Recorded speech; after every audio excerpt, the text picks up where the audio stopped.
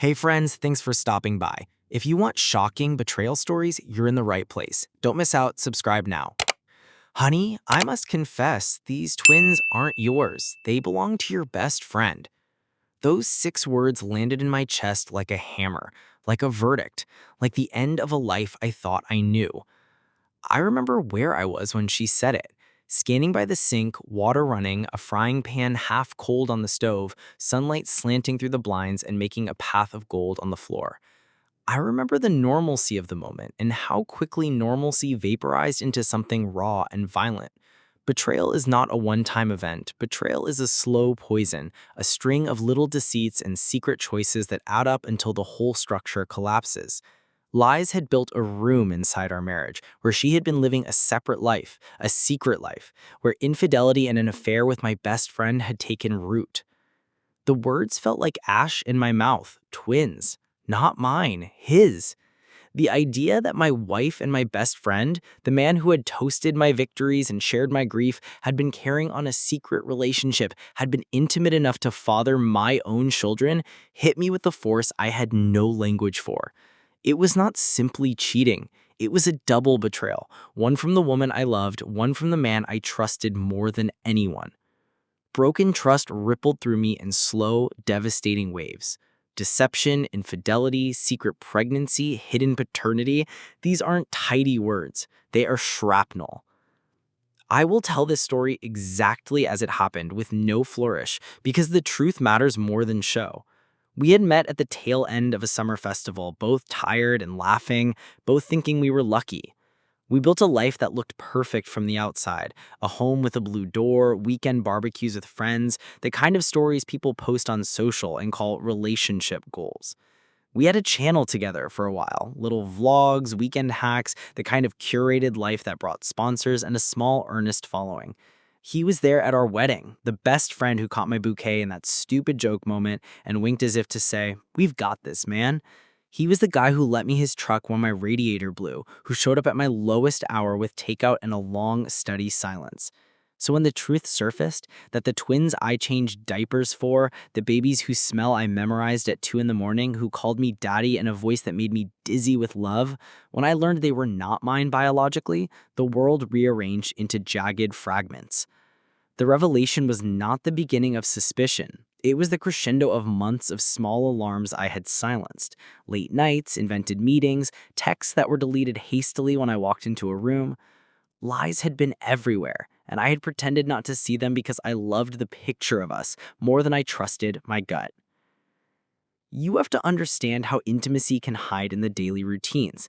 The first pregnancy was an accident we celebrated. The second was a surprise that made us laugh with nervous joy. Twins, twice the diapers, twice the midnight feeding, double the tiny socks changed our lives but also knitted us together in exhaustion and tenderness. I never questioned paternity because our life was built on a foundation of mutual respect, or so I believed.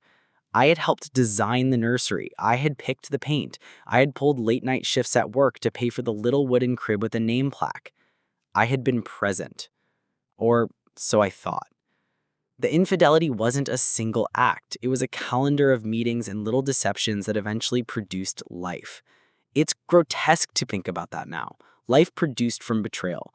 But the truth often wears the face of the grotesque. The first time a true warning rang was when I found a receipt from a hotel tucked in the pages of a cookbook. It was the kind of slip that could be explained away. Work travel, lodging booked by an agent, a night spent on a production. She said it was a business trip. She said nothing else. I accepted the explanation at the time because I wanted to preserve peace. I wanted to avoid the kind of confrontation that feels like tearing a domestic fabric.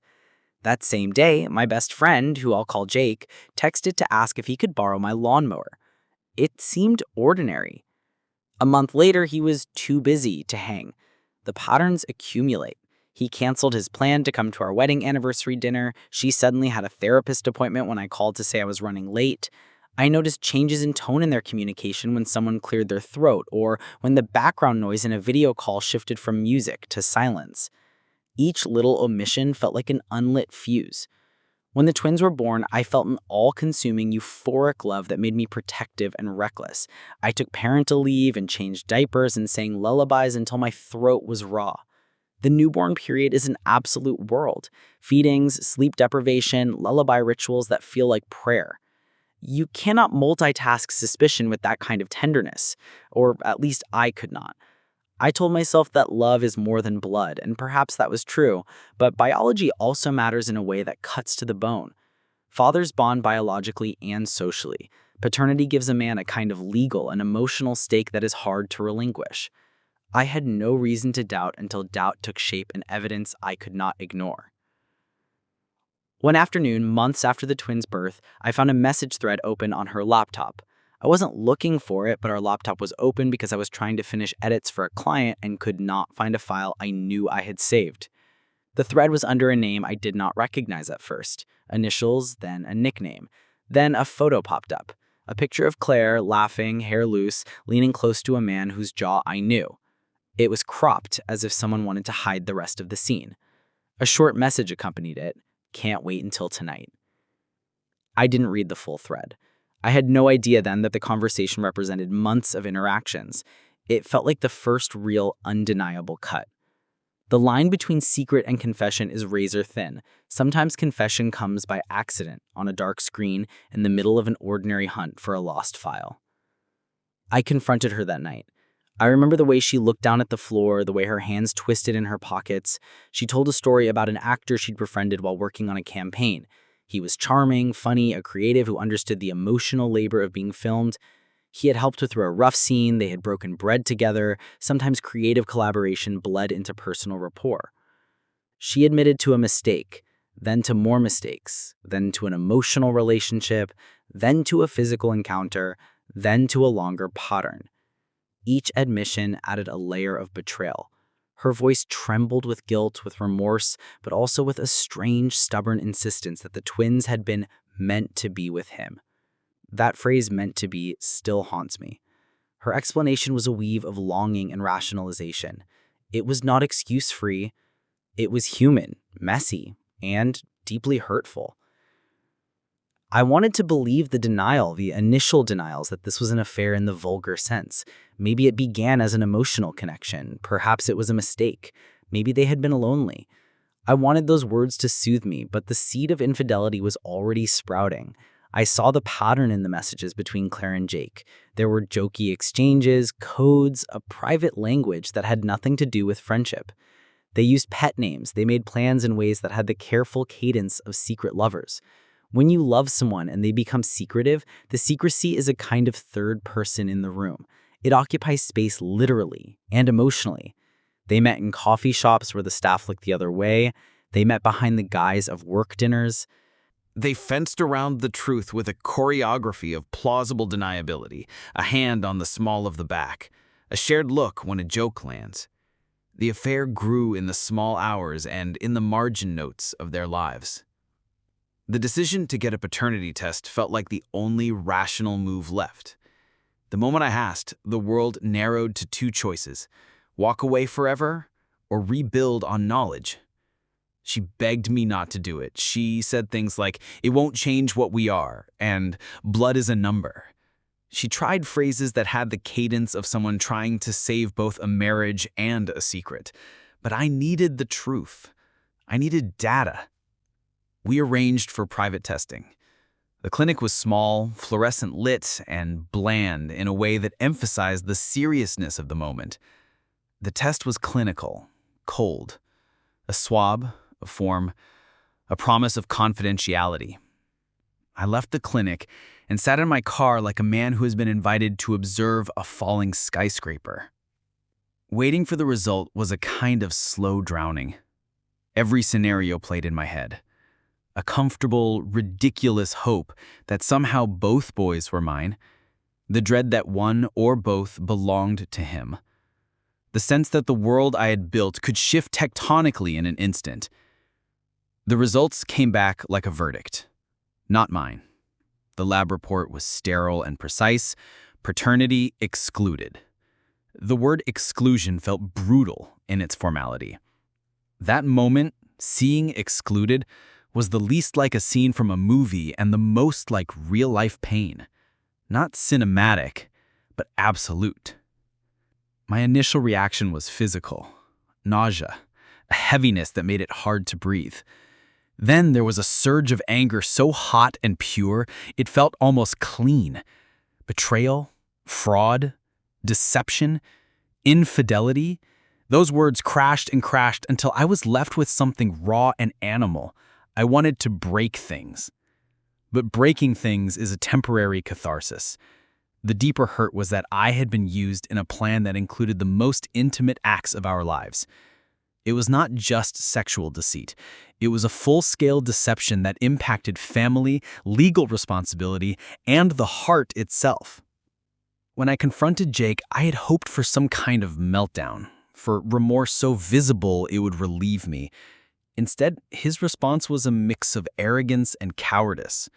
He apologized in public tones, but avoided the private gravity of real repentance. He said things that sounded rehearsed. "We didn't plan for this. It was complicated. I never meant to hurt you." He said the usual phrases those who are exposed use as a shield. The worst part was that the man who had been my friend, who had shared beers and late-night arguments and the bones of my life, treated the affair like a secret adventure rather than a moral catastrophe. His betrayal wasn't only sexual, it was a theft of brotherhood. News travels in strange ways in small social circles, and my private catastrophe became a communal event. Friends who had been close made choices. Some stood by me, others chose to step away cautiously, and a handful, painfully, defended Claire. The social media aspect complicated things. Our followers noticed a change in our posting, a silence where once there had been content. Comments poured in, sympathy, assumptions, 1,000 interpretations. People choose narratives that make sense to them, not necessarily narratives that are true. In some messages, I read versions of the affair that were fair and supportive. In others, cruelty dressed as opinion. There is a dehumanizing aspect to being publicly betrayed in an age of always-on commentary. Your pain becomes fodder for strangers to assign meaning to. Legal realities arrived at my doorstep like bills.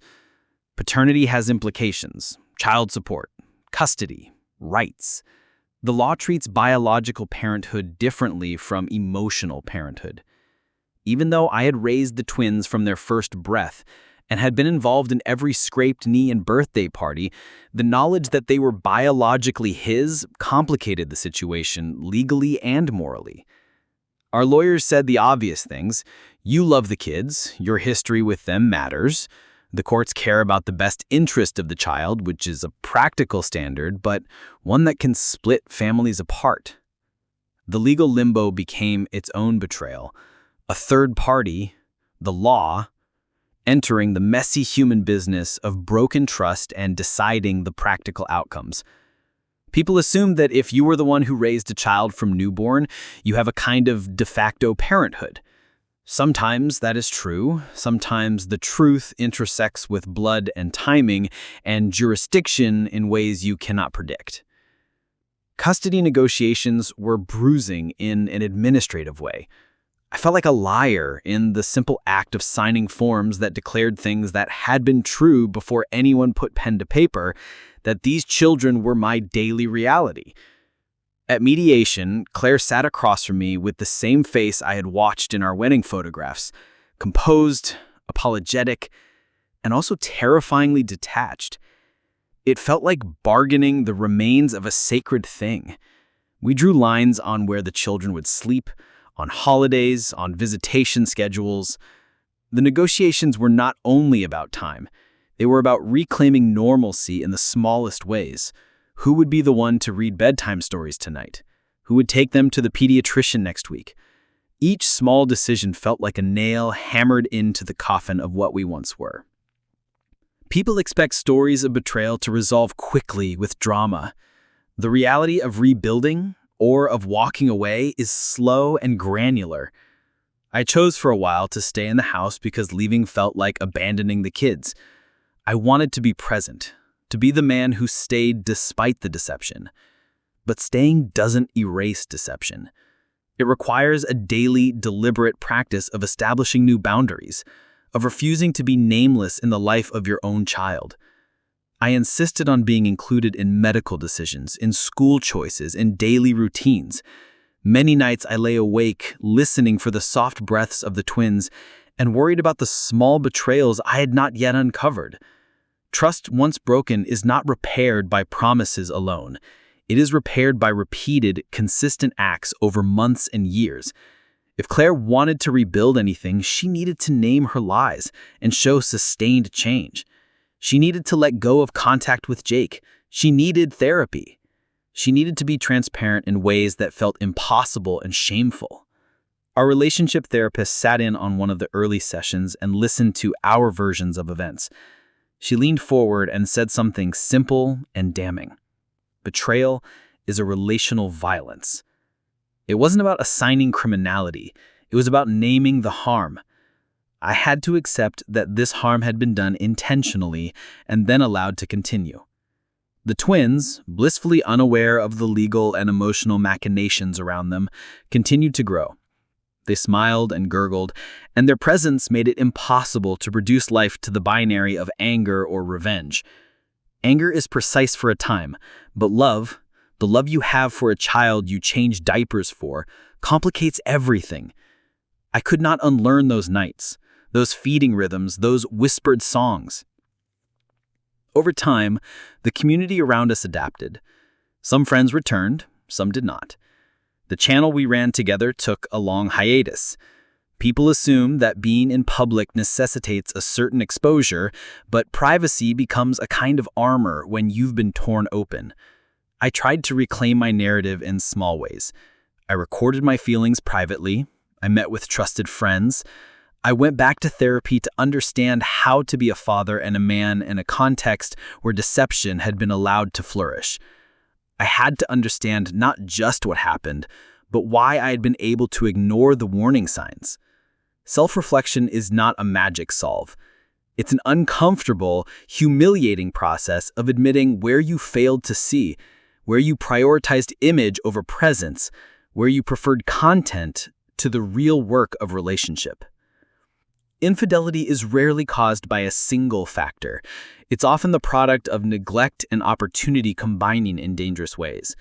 That realization didn't excuse the betrayal, but it helped me see the situation in a more nuanced way. Healing required both setting boundaries with Claire and with myself. I had to reclaim a life in which my primary identity was not simply content creator or husband in a public relationship. I had to be present daily, physically and emotionally for the twins. There were days when rage took over and I wanted to expose everything in the most humiliating terms possible. Social media can be a weapon for revenge, but it is also a courtroom without rules. I thought about posting the messages, the photos, the proof, letting the algorithm serve my pain to the world. But revenge is cheap, and the children are not the battlefield. I decided instead to document my process of repair privately, to show up for the kids and let my actions speak louder than any snide public post. The people who cared understood. The ones who didn't care about nuance chewed on what they could find and spat it back in cruel judgment. It is a low comfort to know that some people will always prefer a simple villain and a hero rather than the messy truths of human failing and repair. Time is a slow tutor. The hardest months passed in indistinct blocks of legal meetings, therapy sessions, late-night feedings, and the occasional bright, piercing happiness that the twins brought into my life. The irony of raising children born from an affair is that they are innocent carriers of the consequences of adult choices. It's both unbearable and clarifying. Children do not ask for narratives. They want presence. I tried to give it to them. I bathed them, took them to the park, taught them to stack blocks and how to say the words that feel like the simplest love. I love you. Presence is the anti-betrayal. It does not cleanse the wound, but it forms a new fabric around it. Eventually, Claire stopped arguing that the children were meant to be, and instead she said in a voice stripped of pretense that she was sorry in a way that felt deeper than any single utterance could be. She acknowledged the deception, she went to therapy, and she cut off contact with Jake. Those are necessary steps, but they are not sufficient. I learned that forgiveness is not a destination. It is a practice. Sometimes forgiveness is for the person who forgives, a way to unclench the jaw of anger and keep living. I tried to forgive in the sense of letting go of the daily fantasized revenge and choosing to focus on the children's well-being. That kind of forgiveness did not mean returning to the marriages if nothing had happened. It meant carving out a life in which the twins could grow with as much stability as we could provide. There were small victories, nights when the three of us, me and the twins, would sit on the couch and watch cartoons and feel like a family again, if not the same family. There were dreadful days when old wounds reopened, triggered by an unexpected Instagram story or a reported sighting. Claire's presence in the children's lives remained complicated. She came to visits, and sometimes the light in her face was unmistakable, the same as before. That light was part of what had hurt me, but it was also part of her, and complicated people do not become wholly villainous overnight. My job was to protect the children from adult narratives as best as possible, while also not pretending that nothing had occurred. Years later, the story of betrayal sits in a different place. It is not gone, but it has changed shape. The twins have grown into kids with personalities that have nothing to do with the choices that conceived them. I remarried eventually to someone who knew my history and who chose to be present. The legal questions settled in forms and documents, and the daily life I built was quieter and more attentive than before. The scandals of social media faded like small storms. In private, sometimes the old sorrow rises, sharp and fresh, like a bruise touched in the wrong way. I talk about it now not to scandalize, but to warn. When you build a life for public consumption, guard the private parts even more fiercely. If you sense a secret, listen to it. If you feel deception whispering, investigate gently. For small silences are often the first sign of a deeper lie. Betrayal taught me the edges of endurance. It taught me that broken trust does not always snap cleanly. Often it frays slowly and requires patient sewing. It taught me that lies look like small favors and just this once choices until they become a life that does not include you. It taught me that infidelity is rarely only about sex. It is about the reallocation of emotional labor, the quiet theft of attention, and the formation of new allegiances that exclude you. It taught me that the children born from those alliances are innocent and deserving of the sincerest care. It taught me painfully to be the adult who shows up when the world wants to judge and send easy opinions. If you are listening now and you suspect a secret, don't let pride stop you from asking the awkward questions. Don't let fear of the worst keep you from understanding the truth. And if you are in the middle of a betrayal, remember that your choices now, how you respond, whether you protect the kids, whether you create new boundaries, will define the future in very practical ways. There is no shame in choosing to stay for the children, and there is also no shame in choosing to leave to protect your own sanity. Both are valid responses to the pain of deception. In the end, my life is not defined by the betrayal. It is defined by the daily acts of choosing presence over performance, by the long, tedious work of rebuilding, by the small rituals of being a father who shows up. The twins now run to me with arms wide and indefatigable trust, and in their faces I find a kind of redemption that no expose and no confession could ever take away. Betrayal broke me, but it also taught me how to build again, with clearer boundaries, with a sharper sense of self-protection, and with a commitment to never let the private parts of my life be traded for public engagement again.